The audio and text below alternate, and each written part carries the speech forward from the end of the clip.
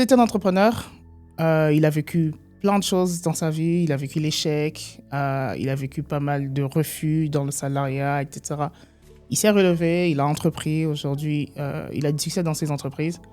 Il a des choses à nous apprendre sur le mindset, sur la façon d'entreprendre, sur la combativité, etc.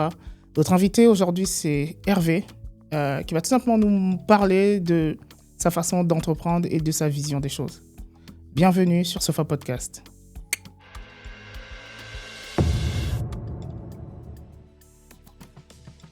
Bonjour Hervé. Bonjour Benny. Comment vas-tu ? Bah, écoute, très bien, merci. Merci de me recevoir dans ton émission, dans ton podcast. Ah, oh non, t'inquiète pas, ce n'est pas mon émission. C'est l'émission de tout le monde, comme je les appelle, c'est les sofapreneurs. C'est vraiment une communauté de personnes qui sont là pour apprendre tout simplement sur l'entrepreneuriat. Tu en es un, je sais que on a discuté déjà en off. Tu as un bon bagage, tu as vécu plein de choses. D'ailleurs, Ouais. Je crois que tu as eu une dure journée. Ouais, une dure journée. C'est le quotidien d'un entrepreneur, quoi. C'est ça, c'est le quotidien d'entrepreneur. Donc, Ouais. il y a des hauts, il y a des bas, et ça fait partie du lot. Des fois, il y a des bonnes journées, des fois, il y en a des moins bonnes. Mais bon, c'est comme ça. Hein. Chose que les gens ignorent en plus des fois. D'ailleurs, vas-y, présente-toi. Qui tu es ? Avant même de parler de ce que tu fais, bien sûr. Je suis Hervé, je suis entrepreneur, je suis un mari, je suis un papa, je suis un grand frère. Aujourd'hui, j'ai une carrière en tant que... on va dire que je suis chef d'entreprise depuis maintenant à peu près une dizaine d'années. D'accord. Mais j'ai entrepris des choses depuis que j'ai une vingtaine d'années. D'accord. J'ai commencé dans l'événementiel un petit peu. Et, une bonne expérience. Et puis, quand on est plus jeune, l'événementiel, un petit peu les soirées, pour essayer un petit peu de profiter un petit peu de la vie parisienne, de la vie nocturne parisienne. Et puis, par la force des choses, il y avait toujours cette ambition et cette volonté d'entreprendre. Et j'ai entrepris, et avec pas mal de circonstances qui sont des fois difficiles dans l'entrepreneuriat, parce qu'on apprend, on découvre. Et il y a plus de déceptions, mais c'est des déceptions qui construisent. Ah oui, c'est vrai. Et qui forgent le caractère. Donc il y a l'aboutissement aujourd'hui d'un cumul de plus d'échecs que de succès qui permettent aujourd'hui d'arriver à un entrepreneur, on va dire, je ne veux pas dire abouti, mais qui a une meilleure maîtrise, une meilleure vision de l'entrepreneuriat. Parce que c'est pas quelque chose d'inné, c'est des choses qu'on apprend sur le tas. C'est pas des choses, et on découvre des choses. C'est pas inné, et justement on se forge et on se construit avec ce lot d'échecs qui sont des échecs, mais qui forgent, et qui te donnent cette capacité à mieux gérer cet environnement de l'entrepreneuriat qui impacte, parce qu'il y a différents facteurs qu'il faut pouvoir maîtriser, qui ne sont pas tout le temps simples. Ouais. Et du comptable, du banquier. C'est vrai que par rapport à ce que tu dis, on a tendance à penser qu'un entrepreneur, effectivement, donc il a un domaine et il excelle dedans. Mais en réalité, un entrepreneur, c'est la maîtrise de plusieurs skills, en fait. Pas forcément maîtriser, mais au moins savoir et avoir plusieurs skills, quoi. C'est-à-dire, il y a du management, il y a de la communication, il y a...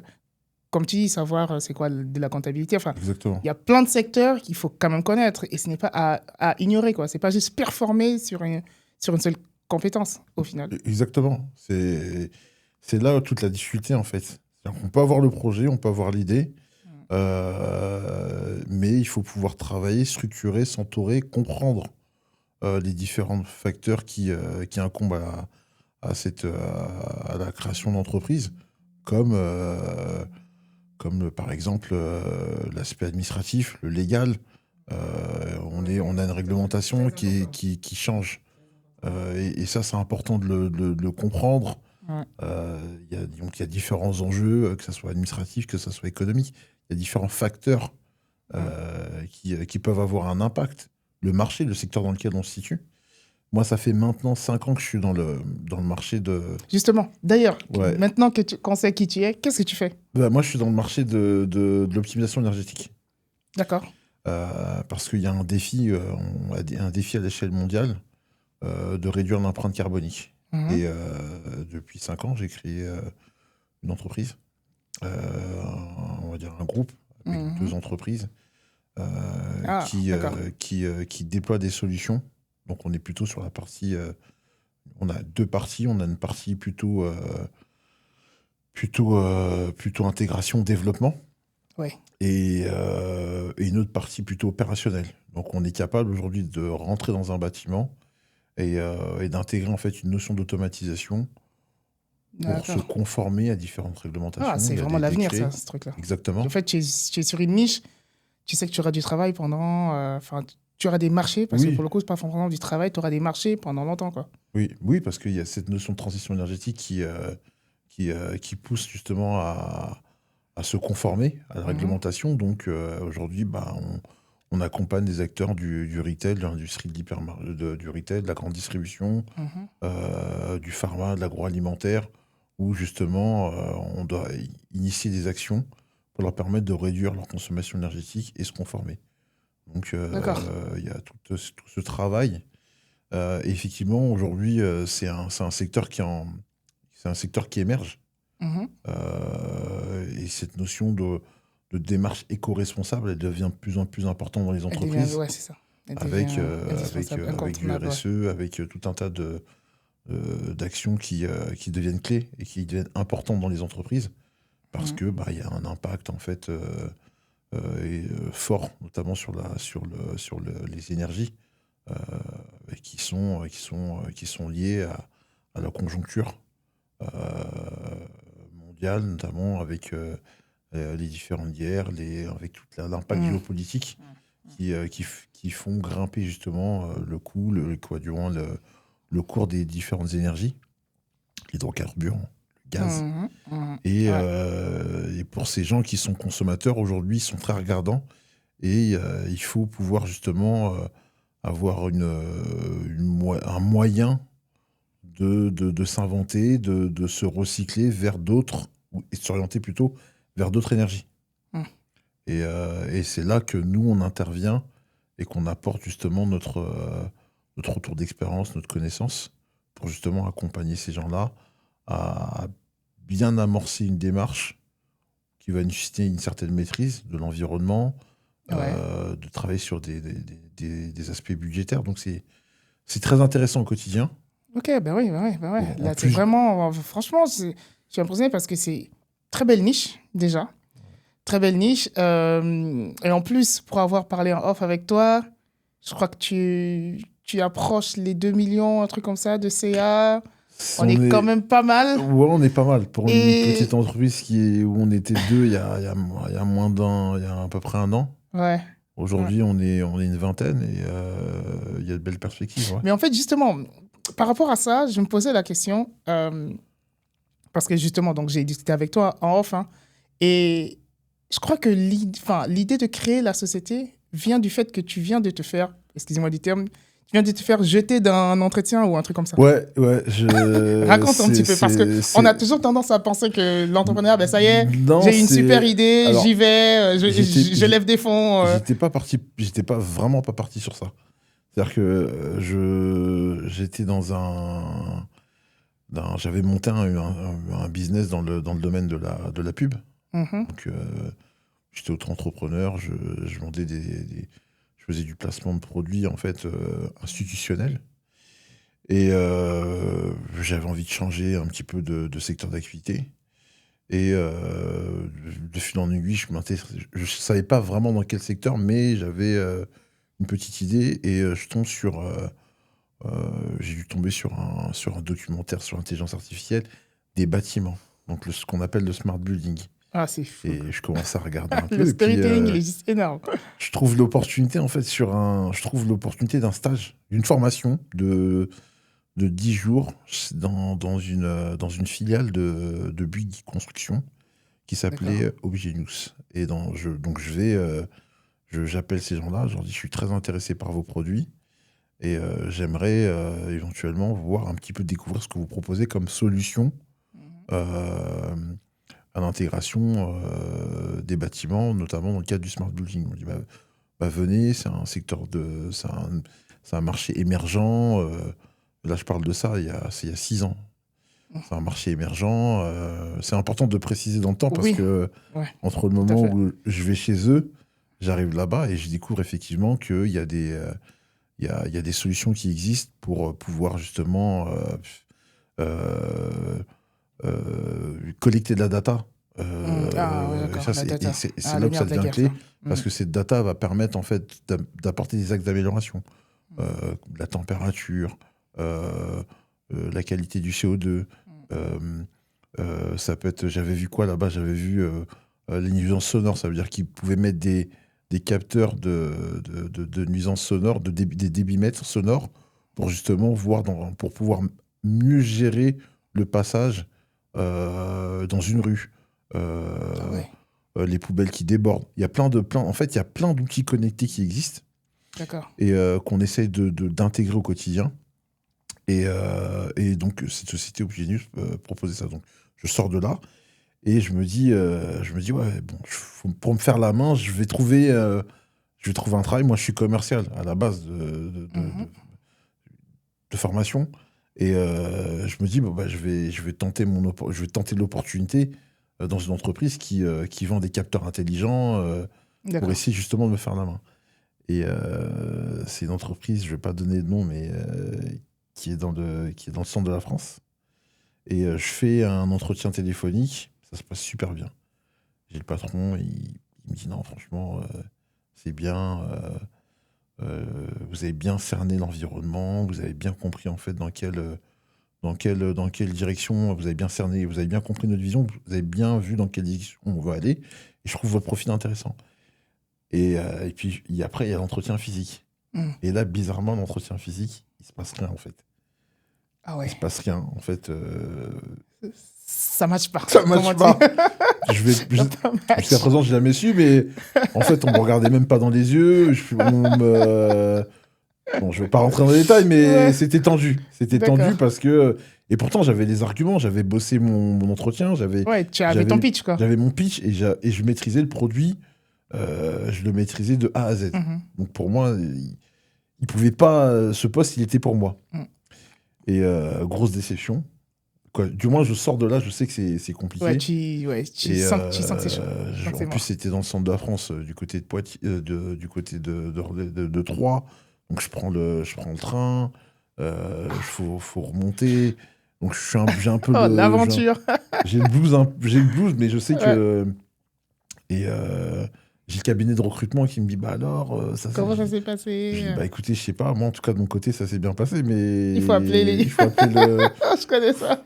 Et là, il me rappelle, il me dit bah, je comprends pas, ça s'est pas bien passé, ils retiennent pas votre candidature. Et donc là, une déception. Et Ouais. ce que je fais, c'est que je vais chez mes parents et j'en parle à mon père. Et je lui explique, je lui dis bah écoute, tu sais, j'ai fait un entretien, voilà, c'était ça, ça, ça. Et là, il m'a dit un truc, il m'a dit en fait, ce qu'ils font, tu peux le faire. Hmm. Monte ta boîte. Ah. Et je me suis dit ouais. Je dis ouais. Je lui dis, mais... Il dit non, tu peux le faire. Vas-y, fais-le. En fait, là que vient le déclic. Et c'est là, en fait, que j'ai le déclic. Ah, c'est Et là, je fou, hein. commence à me renseigner, Ah, j'essaie c'est énorme. de voir, je rappelle l'objet news, je leur dis, voilà, j'aimerais bien me mettre à mon compte, est-ce que vous pouvez m'aider? Ils me disent, bah oui, on aimerait bien, on cherche justement des commerciaux, mais après, il y a toute une partie infrastructure, développement Technique. que je ne maîtrise pas technique. Ouais. Et là, c'est pareil, concours de circonstances, j'ai un voisin à moi avec qui je m'entends très très bien. Et je passe, il me dit, tu fais quoi en ce moment? Je lui dis, bah, en ce moment, je suis sur tel projet, mais je galère parce que en fait, il y a une partie, il y a une vraie partie développement où c'est de l'informatique et ça, je maîtrise pas. Il me dit, bah, c'est quoi? Donc je lui explique, c'est du smart building, il y a ça, il y a des capteurs, il y a tout un tas de trucs. Il me dit, bah, ramène-le-moi, je vais regarder. Et de son côté, lui aussi, il se renseigne, il fait son cheminement. Et il C'est pas commence possible. à... Ton voisin. Ouais, mon voisin, ouais. Mon voisin, C'est en fait, énorme. on a des enfants, Ouais. Ah, c'est donc fou. Sébastien, et on a des enfants qui sont à la même école, donc les gamins grandissent ensemble, et donc on a l'habitude de se voir, ça va, donc voilà, de prendre... les gamins viennent à la maison, et puis ainsi de suite, donc on se côtoie. Et puis on a un bon feeling, donc et il me dit, bah écoute, montons, créons une entreprise ensemble. Et on crée l'entreprise Fort, hein. en plein Covid. C'est-à-dire que on Ah est en ouais. plein Covid, T'es c'est-à-dire en que tu vois, 2020, là. je suis en 2020, tu vois 2020-2021. le cheminement, donc on est en 2020 et on crée l'entreprise en 2020. On est en plein, donc c'est-à-dire qu'on prend le temps de cette période du Covid pour commencer un petit peu à Ouais, travailler, à d'accord. Ok. développer. Comme quoi, pendant que tout le monde est en train de déprimer, Et- pendant que tout le monde est. Enfin, c'est le exactement, chaos dehors, vous avez exactement. les ressources mentales de Ouais, vous concentrer et de se à dire, ouais, créer quelque chose. en plein Covid. Ah, c'est fort. En plein Covid, et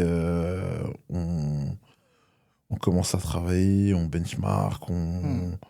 on, on crée en fait l'environnement, l'écosystème, on teste des choses, on essaie de voir un petit peu ce qui peut, les attentes du marché. On est en France, et en France, ce qu'on n'aime pas, ce qu'on ne maîtrise pas, on n'y va pas. Il y a un rapport de Ouais, confiance qui doit effectivement. s'installer. Mais ce qui est bien, et ce qui est intéressant, c'est que il y a des aspects qui sont réglementaires. Et souvent, j'invite les gens de plutôt chercher du côté de la réglementation. Parce que c'est là où il y a des besoins. Hmm. Parce que D'accord. les amendes, on a quand même il y a quand même, voilà, on a quand même une organisation administrative qui sait faire plier, qui sait imposer à se réglementer. Et il y a des amendes, et les gens, ils n'ont pas forcément envie d'avoir des amendes. Donc, D'accord. on a vu qu'il y avait tout un tas de décrets, tout un tas d'obligations qui poussaient justement à se conformer. Et c'est là où, en fait, on a vu qu'il y avait un créneau. Ok. Et c'est là D'accord. on a travaillé à développer des solutions d'optimisation énergétique, où D'accord, ok. on vient associer du photovoltaïque aux bornes de rechargement, du photovoltaïque parce qu'on va travailler dans une usine où il y a une consommation assez importante par le fait de la production. Donc on veut travailler à des solutions de la récupération de chaleur fatale et tout un tas d'outils qui vont D'accord. permettre justement à travailler sur ces axes. Mais maintenant, aujourd'hui, tu vois, sur le cheminement, bah, tu vois, Covid 2025, on a monté l'entreprise en 2020, et aujourd'hui, on est une Alors? vingtaine de collaborateurs, Waouh. et Ok. on a des clients qui sont, pour pas les citer, des clients du retail, des gros clients. Ouais, des gros clients. C'est énorme. Donc non, franchement, le secteur des énergies renouvelables a un bel avenir. Hmm. Et je pense que c'est intéressant Non, franchement, c'est cool parce que franchement, il y a plein d'enseignements quand même dans ce que tu dis. Franchement, là déjà, le fait de se dire que bah, c'est pas un échec au final, tu vois. Là où, enfin, je pense que tu aurais pu peut-être le prendre personnellement en se disant non, ben, j'ai pas été retenu ou un truc comme ça. Mais tu t'es servi de ça et je pense que ça t'a donné, tu vois, une énergie supplémentaire, une force pour rebondir. Donc, je trouve ça juste énorme, quoi. Et en plus de ça, ça me fait penser à un truc. Alors, moi, je suis un ingénieur dans la cybersécurité. Et je sais il y a un créneau, par exemple, il y a l'Europe qui a mis en place ce qu'on appelle NIS 2. C'est une loi, en fait, et, et toutes les entreprises, d'ici 2026 ou 2027, qui ne seront pas compatibles NIS 2 auront des amendes, des choses comme ça. Donc, tu as plein de cabinets qui sont lancés dans le fait d'accompagner les entreprises à se conformer sur cette... et ça rejoint un petit peu ce que tu dis, c'est-à-dire que ce que l'État, des fois, met en place, il y a des fois des niches dedans, en bien fait. sûr, Une fois qu'on saisit le marché, on mais saisit le bien sûr, truc, n'hésitez pas à foncer. Et, mais bien sûr, c'est un meilleur moyen de réussir à se construire et à pouvoir justement se créer un premier pipe, un ouais. premier, en fait, de pouvoir construire déjà son marché, de tester ses produits et aussi de pouvoir justement répondre à des obligations qui, pour le coup, donnent la possibilité justement de créer une entreprise, de la structurer mais il faut être bon aussi. Hein. Oui, Il faut travailler. c'est ça. Et tu l'as dit aussi, même si on n'est pas bon, mais qu'on a la volonté, on peut s'entourer des gens bons. Oui. Tu l'as fait, toi? Moi, je l'ai fait. Tu vois? Moi, je l'ai fait et j'ai compris. Parce que oui. j'ai eu d'autres expériences dans le domaine de l'entrepreneuriat. On va en parler, justement. Une bonne transition, très bonne transition. Alors, je ne sais pas si c'est dur à dire ou si c'est facile à dire, mais moi, je pense que c'est bien de le dire. Tu as échoué, tu me l'as dit. Hein. Ouais. Tu as échoué 4 fois, je crois. Oui, 4 fois. Vas-y, parle-nous de ton échec. Parce que, franchement, dans la vie d'un entrepreneur, c'est les parties que je préfère. J'ai échoué 4 fois parce que dans les secteurs d'activité, en fait, où j'ai dû... parce qu'il y a eu l'événementiel, il y a eu la création d'une start-up dans le service à la personne, il y a eu... Ah oui, je me souviens. Top à domicile. Top à domicile, voilà. Top à domicile, une très belle expérience de vie, de rencontres humaines, et surtout, c'est là où, en fait, c'est dans ces moments-là qui sont des moments, des fois, qui sont difficiles, parce qu'on y met toute notre volonté, on fait des nuits blanches, on s'organise, il y a de l'investissement. C'est ce qui nous rend plus forts de manière humaine, à pouvoir justement comprendre que tout seul, on ne peut pas y arriver. Donc on a besoin, en fait, à un moment donné, d'avoir cette capacité, d'avoir cette force intellectuelle, physique, de se dire, ouais, non, il faut que je prenne le temps de structurer. Et des fois, c'est pas évident, parce qu'on n'a pas tous la même manière de considérer les choses, d'entreprendre. Je prends un exemple, Top à domicile. On parle de ça, c'est bien avant 2020, même 2015, 2016. C'est un projet sur lequel on a travaillé pendant 4 ou 5 ans. D'accord. Okay. L'idée, c'était de créer une plateforme de mise en relation pour des services à la personne, avec des gens qui proposaient leurs services, ménage, prendre chien, du bricolage, faire à manger. Et alors, je ne veux pas dire qu'on était le pousseur, on est sur le principe de l'ubérisation. Oui, c'est ça. Mais du service à la personne. C'était la vague, en fait. C'était la vague. C'est ça, C'était toute cette période. En plus, c'était la période start-up avec des levées de fonds, des crowdfunding. Mais alors, qu'est-ce qui a fait marcher? Tout était réuni. On était bien. Ubérisation, start-up, crowdfunding, on était bien lancé. On arrivait, je pense, comme quoi, c'est important d'avoir des gens sur la même longueur d'onde. On a eu l'opportunité d'aller aux États-Unis.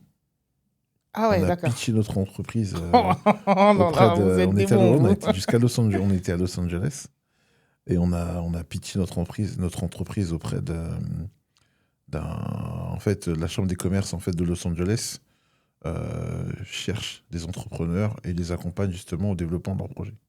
D'accord. Donc on est parti à Los Angeles, on a présenté notre projet et puis après c'est des choix de vie. On vous dit, nous on veut bien investir, on veut bien financer, mais il faut venir habiter ici. Ah ouais. Ouais, c'est... D'accord. Donc, nous, on vous trouve des partenaires financiers, on trouve les banques, on trouve tout, on trouve les écoles, on trouve machin. Nous, simplement, on vous donne un cadre, vous travaillez, on trouve les investisseurs. C'est-à-dire que pour le marché français, c'est-à-dire que même pas pour le marché américain. Ça veut dire que vous allez là-bas, mais pour le marché français. On va là-bas pour le marché français. Et je savais même pas, tu vois, que ça les Américains, ils ont pas d'état d'Amérique. Et tu penses que ça fonctionnerait si ton marché était en Afrique, par exemple, ou en Asie? Mais que ta techno valait le coup d'investir? Oui. D'accord. Largement. Largement parce que... Ça m'intéresse. Largement parce que, typiquement, le marché africain, avec le dynamisme, avec l'aspect de la débrouillardise et tout ça, tu peux cartonner. Parce qu'en fait, on va retrouver en France, le problème, c'est qu'on est sur un marché qui est très réglementé. On a du mal à faire confiance. Beaucoup de secteurs d'activité sont réglementés, donc on ne peut pas rentrer chez les gens comme ça. C'est structuré, les gens sont formés. Donc, on a quand même un marché qui est très difficile à pénétrer. D'accord. Donc, nous, pour le coup, ça a été un frein. Ça a été un frein pour nous de développer le marché français, qui Ok. est très réglementé, où une femme de ménage, faut qu'elle ait son CAP, faut qu'elle ait sa structure. Donc, on peut pas chez les gens comme ça. C'est très compliqué. C'est une D'accord. plateforme, Ouais. on finance, il y a un aspect de transaction. Derrière, il faut que ça soit cadré. Il y a tout un. À l'époque, c'était d'un point de vue structurel, fallait pouvoir le mettre en place et s'appuyer sur les différents éléments. Donc, c'était quand même très costaud. Mais les Américains étaient prêts à accompagner, à financer. Compagnie. Et il fallait rester là-bas. Donc, c'est un choix de vie. Moi, j'ai ma femme, mes enfants. Il faut rentrer, dire bah, écoute, voilà, je suis parti aux États-Unis. Il y a une proposition. Qu'est-ce qu'on fait? On y va? On n'y va pas? Ah, mais non, les États-Unis, c'est un autre monde. C'est un autre monde. Je suis pas. Voilà. Et... Puis tu me dis LA. Ouais, Los Ouais. Angeles, ouais. Los Angeles, ouais. Los Angeles. Los Angeles. Donc, non, ça s'est pas fait. Mais une vraie expérience humaine. D'un point de vue, création d'entreprise, développement. Donc oui, c'est un échec parce qu'aujourd'hui, ça n'existe pas. Mais on n'a pas dit notre dernier mot. D'accord. On n'a pas dit notre dernier mot parce que dernièrement, j'ai voyagé, j'étais au Congo. Et je me suis rendu compte que les gens... Ah oui, c'est vrai en plus. Ouais, les gens, ils ont... Justement, j'ai prévu ça. Ouais, Justement, j'ai prévu ça. Tu as une anecdote. Ouais. C'est juste énorme. C'est juste énorme. Enfin, ouais. je trouve ça juste énorme parce que ça traduit encore combien de fois. C'est vrai qu'on néglige pas mal ce continent-là, mais la force de caractère et la résilience qu'on retrouve dans ce continent, c'est juste énorme. C'est l'anecdote sur les chaussures. Ouais. Et c'est un lien, je pense, du coup, avec l'idée de top à domicile que tu avais. C'est exactement ça. Je pars au Congo, j'ai 2-3 rendez-vous, et donc forcément, les chaussures. Donc, c'est ma femme qui a préparé mon sac. C'est important, ça, c'est important. C'est ma femme qui a préparé mon sac. Et elle n'a pas mis les chaussures dans le sac. En fait, non, il y avait 2 valises, et en fait, je mets mes valises en dessous de... Tu sais, dans les trolls, là, tu sais, je glisse deux paires de chaussures. Ouais. Et en fait, elle était dans le fond en fait, de la valise. Et donc, du coup, elle a oublié de les mettre. Elle a changé de valise. Elle a oublié de les mettre dans la valise. Et quand j'arrive sur place, j'ai pas de chaussures. Je dis, oh là là, galère, pas de chaussures. Et je suis sur place et il y a un ami, un frérot qui me dit, ouais, t'inquiète pas, on va trouver des chaussures. Je dis, là, maintenant, là, le soir, comme ça, ouais. On va te ramener des chaussures. Tu veux quoi comme modèle? Et là, il me montre un WhatsApp, il me montre des modèles. Je dis, mais là, il va les ramener maintenant. Il me dit, ouais, il va les ramener maintenant. C'est fou. Il a un magasin, tout. Donc, en fait, tellement les gens ont cette capacité, en fait, de pouvoir justement se rendre disponible et de manière innée, en fait, de proposer le service, peu importe l'heure, le temps. Bah, en fait, tu te dis, mais si demain, tu es en France, un dimanche soir à 23h, et tu cherches à avoir une paire de chaussures, je crois pas que tu l'as. Je pense pas que tu vas l'avoir. Ah. Et c'est là que je me suis rendu compte qu'il y a certains endroits où il y a une capacité où on peut éventuellement proposer des solutions structurées pour mieux accompagner en fait les gens, parce qu'il y a cette mentalité déjà là. On est sur des marchés qui sont pas forcément encore bien aboutis en termes de réglementation. Donc, on peut justement accompagner avec des outils pour faire maturer le marché, pour le rendre plus corporate. Et donc, du coup, aujourd'hui, des outils comme Top à domicile, on attend ceux qui vont venir avec l'idée, avec la fraîcheur, avec la volonté, pour les soutenir, pour travailler avec eux, pour les accompagner, parce que c'est le type de projet qui mérite d'exister. Ça existe, hein, il y a des plateformes de services à la personne. Mais je me dis, sur des marchés émergents, notamment en Afrique, où ça va très très vite. Et ils sont très très forts. C'est-à-dire qu'ils maîtrisent les outils techniques, la technologie, ils maîtrisent. Ouais, L'IA, tout ça, Ils sont très très bons. Mais voilà, il y a besoin de booster le marché euh, en créant sur place et en structurant pour développer déjà l'économie en local. Ouais. Parce que je pense que c'est ce qui manque. Au-delà du fait que, par exemple, je prends un pays comme le Congo, qui est un des pays les plus riches du monde, mais en même temps, le paradoxe, c'est un pays qui est pauvre.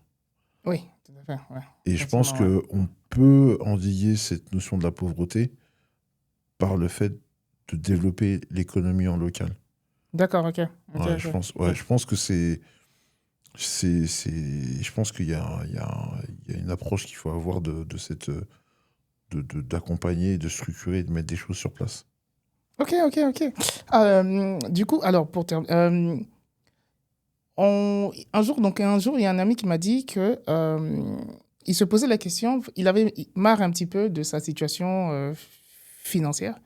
Et suite à ça, il est allé sur ChatGPT, hein, que tout le monde connaît. Il a demandé comment devenir riche. Ouais. Donc ChatGPT lui a sorti une liste, etc. Et je crois que ce qu'il a plu, je crois que c'était plutôt les cryptos, en gros, et le trading, un truc comme ça. On est donc sur une génération qui se demande de plus en plus comment, effectivement, comment sortir de la situation dans laquelle elle est, notamment au niveau d'un point de vue financier, hein.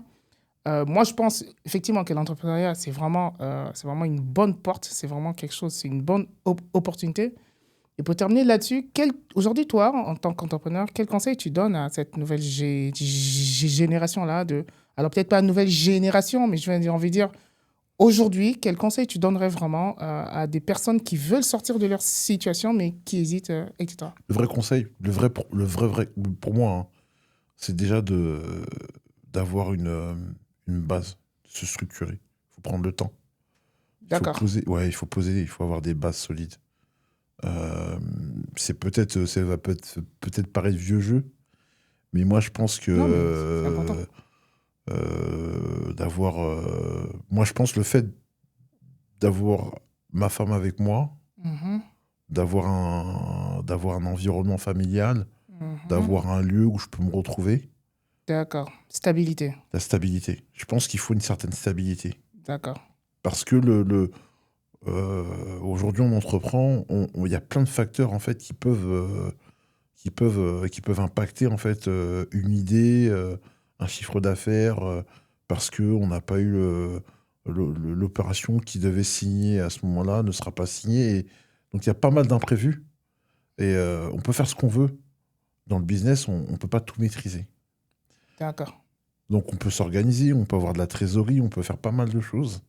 Mais on peut être impacté du jour au lendemain. Donc, je pense il faut déjà essayer déjà d'avoir une démarche en fait basée sur l'équilibre, D'accord. Vraiment l'équilibre stabilité, et la équilibre stabilité et l'équilibre et la structure. et la structuration. C'est D'accord. important. On peut monter, tomber, Mm. se relever, mais il faut qu'il y ait une base. Il faut qu'il y ait une D'accord. certaine. Et moi, c'est mon retour d'expérience. Je pense que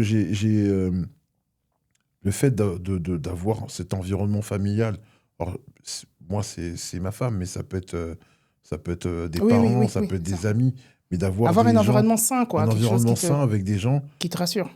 qui sont qui sont dans ce mindset-là, de pouvoir t'accompagner, d'échanger, de te fortifier. Je pense que entreprendre seul, entreprendre sans filet, c'est ce qui est le plus difficile. D'accord. Et le conseil aussi, c'est de ne pas hésiter à s'appuyer sur des gens qui ont des expériences significatives, parce que le partage, il est important, il est clé. Donc, il ne faut pas hésiter aussi à partager son retour d'expérience. Euh, et au-delà du business, de raconter aussi ce que c'est d'entreprendre et la vie d'entrepreneur. Ouais. Les échecs, les hauts et les bas, les moments difficiles, les moments où on est tout seul, les moments où on se demande comment je vais faire? Je peux pas payer mon Ça, c'est loyer, je la peux pas vraie mettre vie de d'un l'essence, entrepreneur, en fait. il faut faire ci, il faut faire ça, il y a telle opportunité, on peut pas se déplacer. Donc il faut du monde, il faut pas être tout seul. D'accord. Ok. Voilà. Ok. Bah, en tout cas, merci. C'était un plaisir. Alors, c'est vrai que là, cet épisode est court, mais je pense qu'il faut une deuxième partie parce que tu as plein de choses à dire encore sur ta vie. Parce que enfin, moi, en tout cas, en discutant avec toi, vraiment, c'est quelque chose, en tout cas, j'ai vraiment pris une claque, surtout sur ton mindset. Donc voilà, j'encourage en tout cas toute la communauté des sofapreneurs à aller le follow. Je mettrai les liens, notamment peut-être pour te suivre, pour te supporter, etc. Allez le follow. Comme vous avez vu, c'est important aussi des fois de se prendre des claques. C'est important aussi des fois d'échouer parce que c'est là qu'on devient beaucoup plus fort. C'est là qu'on avance. C'est là qu'on apprend. Il faut s'entourer, etc. Vraiment, moi, ça m'inspire. J'espère que ça vous inspire. J'ai appris. J'espère que vous avez aussi appris. Je vous invite donc à commenter, à liker, à partager surtout. Et dites-moi en commentaire, vous, quelle expérience vous avez de l'entrepreneuriat. Je serais en tout cas intéressé de vous lire. Et je vous dis à la semaine prochaine. Let's go!